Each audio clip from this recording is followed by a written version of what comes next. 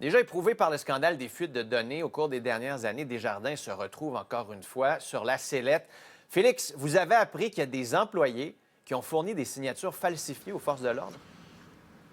Et pendant plusieurs années, lors de plusieurs enquêtes criminelles d'envergure. Pour comprendre ce qui s'est passé, il faut aussi comprendre comment les policiers traitent avec les institutions financières lorsqu'ils font des enquêtes, exemple, pour fraude.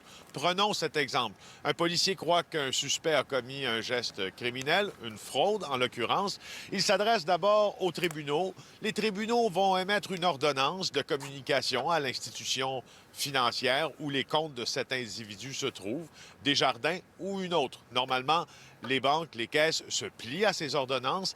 Ils vont donc extraire les documents, numéro de compte, relevé bancaire ou tout autre document demandé de leur banque de données et les transmettre aux autorités policières.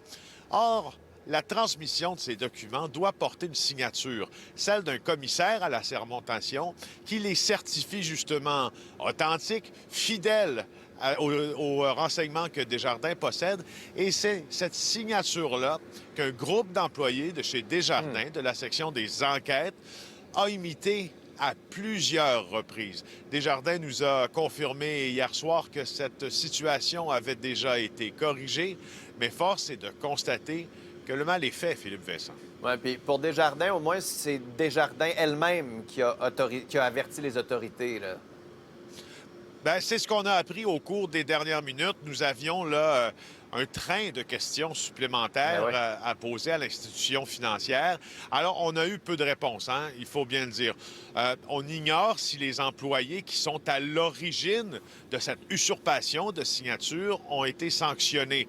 Mais ce qu'on sait, par exemple, c'est que lorsque le mouvement Desjardins s'est rendu compte de cette affaire, elle a averti, ou il a averti, devrait-on dire, lui-même, les autorités. On a une confirmation que le DPCP est en train de tenter de juguler cette situation. L'Association des directeurs de police du Québec aussi.